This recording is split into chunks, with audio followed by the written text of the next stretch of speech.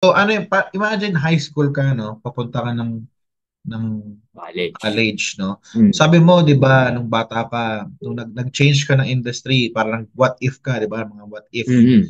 So bakit Mm. yung pinili mo Mascom, hindi dun sa pinakagusto mo Yun. talaga?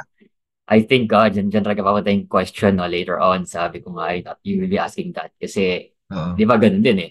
Kasi, syempre, also, when you were in college, parang ano rin yan eh, adolescent years din yan eh. So, you'll be thinking din naman na, ano kaya kukunin ko?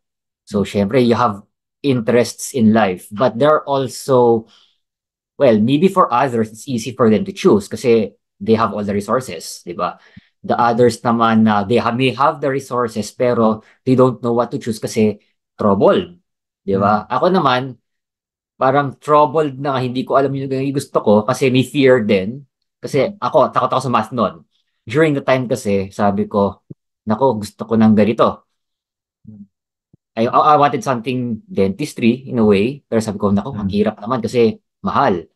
Gusto ko naman Mm. something computer related kasi mahilig din ako sa computers noon. Sabi Mm. ko, nako, kaso takot ako sa math. Eh, during that time, computer Mm. engineering, ComSci, pag mo ng curriculum ng ComSci, ang hirap naman din ito.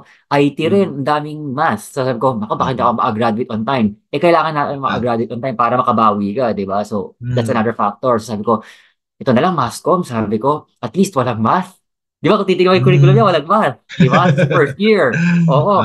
Okay, okay. Kaso later on, yun nga, magsisisi ka. Kasi pagdating ka third year and fourth year majoring, Mm. ay, hindi pala ganito to. So Mm. yun yung part na yun. Yan yung reason out of Yun it. pala yun. Okay, okay. Sige. Oo. Thanks for for shedding light, meron Oo. talaga yan, nare-realize natin talaga na may pros and cons din talaga Oo. sa mga Kaya bagay na siguro, gusto mo. kaya siguro nga if while on your adolescent years, maganda nga yan, you keep on discovering things na ano yung mga gusto mo nga. Maganda rin naman marami kang gusto eh. Pero siguro ngayon nga eh, I mean, may factors nga rin what's holding you on bukod sa fear nga, resources din. Kasi di ba, again, like what I said nga, gusto mo nga ng dentistry, gusto mo i-try, di ba? Mm. And at the same time, okay lang yung shift ka ng shift eh. Pero syempre, you also have to consider time din naman, di ba? Mm. True. So, yun. That's those are the things siguro. Yeah. Okay. All right, all right. Yeah, ako rin nung naalala ko nung may math ako, di rin ako ganun kagaling sa math eh. Pero dahil at ang gusto ng parents ko engineer, ganyan, ayoko ng engineer kasi puro math. Eh ano ba yung close sa akin din? Computer din. Mahilig din ako sa computer nun. Pero may math siya, at least mas konti. So medyo tiniis ko na Yun din. na lang. O, Tapos tinis mo na nag-ulit ako lang. ng so yon, thanks for sharing that, no? So next tayo Oh. is